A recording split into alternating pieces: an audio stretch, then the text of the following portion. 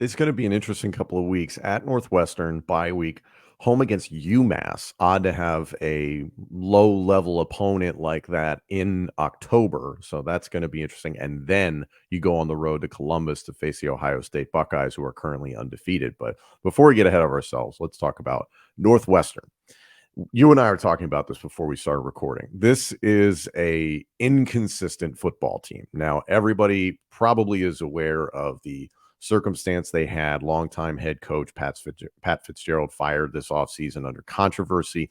David Braun taking over.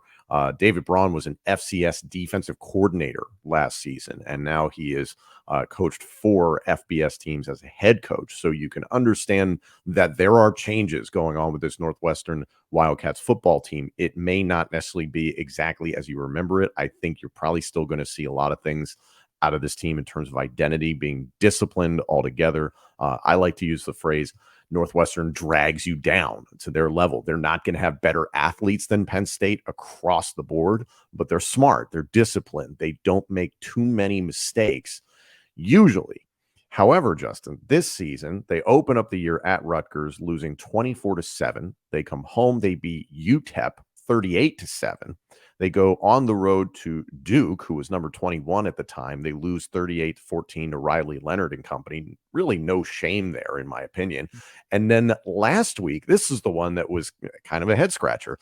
They beat Minnesota at home in overtime, 37-34, and had to mount a 21-point comeback in regulation in order to do it.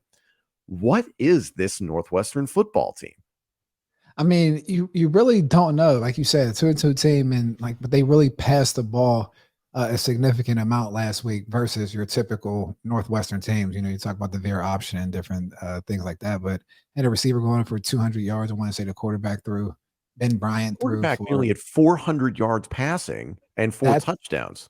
That's different for a Northwestern football team. So I'm actually pretty interested to see what that looks like. And again, my biggest fear, not really going into the bye week, but it's playing 11 a.m. games Central Time. So just making sure that this game doesn't become close or there's any type of rain or precipitation before the game to make the field a little slower out there.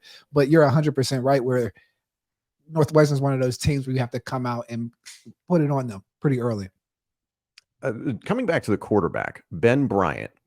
This is his 6th year of college football, which Penn State fans are pretty accustomed to quarterbacks who've done that. He spent 4 total seasons at Cincinnati, 3 consecutive from 2018 to 2020, transferred to Eastern Michigan, then back to Cincinnati, and now he's at Northwestern to wrap things up. So far this season, he's got about 60% completion percentage, 6 touchdowns, 3 interceptions. He can contribute a little bit in the running game. But to your point, last week in the comeback win, and I want to emphasize that, I think that's an important thing, is that altogether you're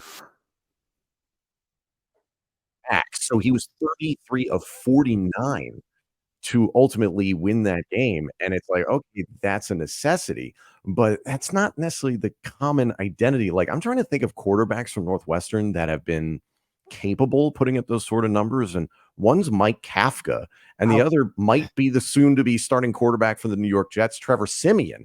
And it's like, that's the ceiling, really. It's kind of strange. That really is it. I mean, it's just the new age of college football, just the transfer portal, just looking at college games across the country, how many key players are from other teams previously. I mean, Penn State is one of the few anomalies out there where the majority of their team makeup or just the roster construction is built through recruiting. And there's a player here like McLean or Chop Robinson, but essentially these guys are brought in through the recruiting phase. And so it's really interesting not knowing what the team makeup is going to look like moving forward. I know there's a common theme going around now in college football. Culture doesn't matter anymore. You just have to put out players and win your matchups. I'm not sure if I believe that, but I think the parity that we're seeing across the board is a little interesting, and we don't know what we're facing up against. I mean, like even going into the first game, West Virginia was supposed to be a terrible team. As the season progresses, they're 3-1 football team, and they look pretty good. You know what I mean? And so each week, it's you have to take almost like a NFL approach for any given Saturday. You got to come ready to play.